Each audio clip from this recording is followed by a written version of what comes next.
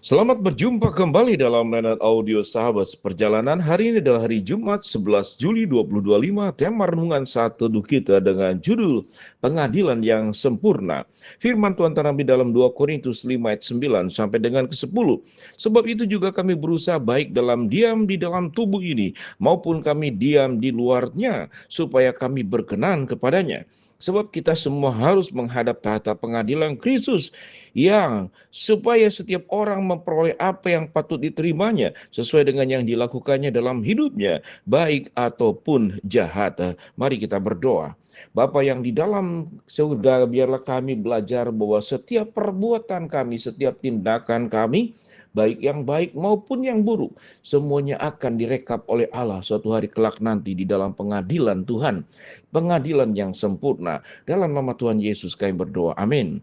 Shalom sahabat seperjalanan yang dikasihi Tuhan. Kalau berbicara tentang ketidakadilan, dan ketidakadilan, maka timbullah yang namanya itu hak asasi manusia. Ada komisi hak asasi manusia. Itu dibuat di berbagai negara, di berbagai tempat untuk membela kaum-kaum yang lemah, kaum-kaum yang tertindas. Dan mereka itu menjadi komunitas yang menolong untuk mereka-mereka yang tidak punya kemampuan untuk bisa melawan, tidak kemampuan untuk bisa merespon sebagai pihak yang lemah. Maka di sana ada yang namanya itu Komisi Hak Asasi Manusia, termasuk juga di PBB, Perserikatan Bangsa-Bangsa. Dan tindakan-tindakan ketidakadilan pun itu bisa kita mendapatkan fasilitas lewat tindakan-tindakan pembelaan hukum, lewat hukum yang berlaku di setiap negara.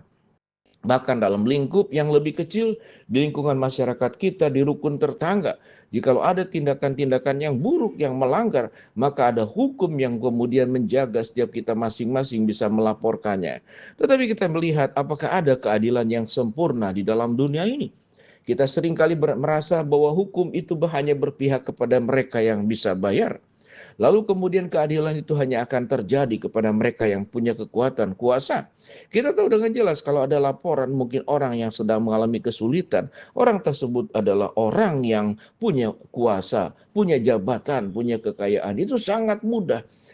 Berduyun-duyun orang menawarkan bantuan untuk bisa menolong dia. Bahkan jangan hanya di dalam kesulitan, bahkan di tidak sulit saja, misalkan dia bisa berjalan sendiri masih kemudian dituntun, atau dia bisa pakai payung sendiri masih dipakaikan payung, atau mungkin kalau dalam raja-raja zaman dahulu dia bisa pakai sepatu sendiri lalu dipakaikan oleh hambanya, oleh para pegawai-pegawainya. Jadi tidak punya kesulitan pun yang bisa dilakukan sendiri masih dibantu orang lain. Tetapi kalau mereka-mereka yang rendah, mereka-mereka yang lemah, mereka-mereka yang tidak punya daya, mereka yang tidak masuk dalam hitungan dan pandangan dan mata dunia, apakah dapat perlakuan? Jangankan dalam kondisi katakanlah yang buruk, yang baik, yang buruk dan yang baik dua-duanya tidak akan mendapatkan bantuan.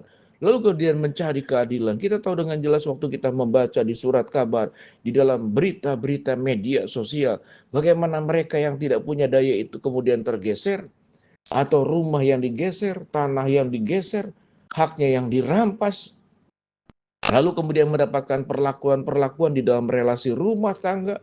Bagaimana pihak yang merasa berkuasa, ada suami yang melakukan kekerasan kepada istri, kepada anak, ada orang-orang yang tertindas, ada pegawai-pegawai yang tidak dibayar, sudah bertahun-tahun bekerja, lalu disekap, diperlakukan sewenang-wenang, bahkan dipukuli.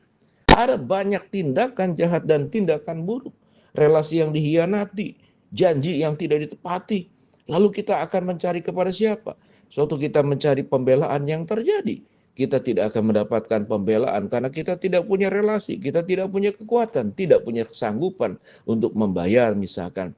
Memang tidak selalu dunia seperti demikian. Kita tetap menemukan banyak orang-orang baik, banyak orang-orang tulus. Dan namun kita boleh jujur mengatakan bahwa lebih banyak orang yang tidak tulus dan lebih banyak orang yang tidak jujur di dalam dunia ini. Lalu kita seakan-akan putus asa, berteriak-teriak. Lalu timbullah kepahitan di dalam diri kita. Mengapa aku diperlakukan tidak adil dan sewenang-wenang dan semena-mena? Ingatlah sahabat seperjalanan, pengadilan di dalam dunia ini memang bisa kita mintakan. Dan itu terfasilitasi, namun tidak sempurna. Tetapi pengadilan yang sempurna, yang seyogianya, ini menjadi sebuah pemulihan untuk setiap kita masing-masing, tidak perlu membawa kepahitan akan segala tindakan buruk yang orang lain lakukan kepada kita. Karena itu satu hari kelak nanti setiap kita masing-masing sebagaimana firman Tuhan katakan akan berhadapan dengan pengadilan yang sempurna. Ayat 10 dikatakan, sebab kita semua harus menghadap tahta pengadilan Kristus, supaya setiap orang memperoleh apa yang patut diterimanya. Dan setiap yang dengan yang dilakukannya dalam hidupnya, baik maupun yang jahat. Jadi tidak ada orang yang bisa lari dari pengadilan Tuhan. Tidak ada perbuatan buruk yang tersembunyi yang tidak bisa dibongkar dan dibuka. Tidak ada katakanlah tindakan sewenang-wenang yang tidak bisa dipertanggungjawabkan di hadapan Allah. Seluruh perbuatan itu akan dimintakan pertanggungjawabannya. Dengan demikian, kalau kita sudah mengimani dan mengamini pada ayat yang ke-10 yang berkata sebab kita semua harus menghadap tahta pengadilan Kristus supaya setiap orang memperoleh apa yang patut diterimanya sesuai dengan yang dilakukannya dengan dalam hidupnya, baik yang baik maupun yang jahat.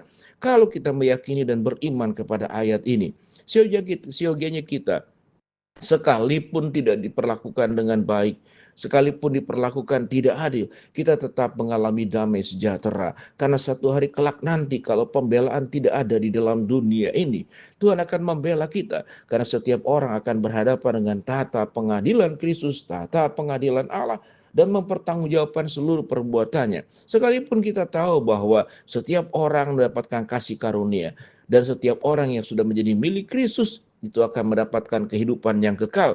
Lalu kita bertanya-tanya, bagaimana kalau yang jahat itu adalah justru orang yang sudah menjadi anak Tuhan? Tuhan punya cara juga, tetapi yang jelas pengadilan itu akan selalu ditegakkan kepada setiap orang. Caranya seperti apa? Kita mungkin tidak bisa mereka-reka, menebak-nebak. Itu adalah urusannya Tuhan, hak prerogatifnya Tuhan. Namun percayalah, di hadapan Tuhan ada pengadilan yang sempurna. Di hadapan Tuhan tidak ada kejahatan yang tersembunyi yang bisa kemudian tidak dipertanggungjawabkan. Semuanya akan berhadapan di hadapan Allah. Sahabat seperjalanan, bayarlah kita boleh belajar dalam hidup kita. Kalau kita memang suka berbuat yang tidak adil, bila kita meminta maaf, meminta kepada orang yang bersangkutan dan meminta ampun atas segala dosa yang kita perbuat. Tetapi jika kita justru adalah orang yang menjadi korban, yang diperlakukan tidak adil oleh orang-orang di sekitar kita, kita pun tetap bisa memiliki kehidupan dan hati yang dipenuhi dengan damai sejahtera. Karena kalaupun kita tidak mendapatkan pembelaan di dalam dunia ini, satu hari kelak nanti suatu kita bertemu dengan Allah, Allah yang akan membela kita. Firman Tuhan di dalam perjanjian lama, perjanjian baru, dia dikatakan Tuhan akan membela hak anak yatim dan piatu. Tuhan akan membela para janda. Tuhan akan membela mereka orang-orang yang musafir, yang tertekan. Tuhan akan membela mereka sebagai kelompok minoritas yang ditekan. Kelompok orang-orang yang diasingkan, yang dianggap kelas 2 oleh masyarakat, bahkan kelas yang jauh lebih bawah daripada kelas 2. Semuanya Tuhan akan memberikan pembelaan. Pemazmur berkata Tuhan akan menerbitkan hakmu seperti siang dan kebenaranmu seperti terang. Tidak ada katakanlah perbuatan yang bisa terhindar dari pengadilan Allah yang sempurna.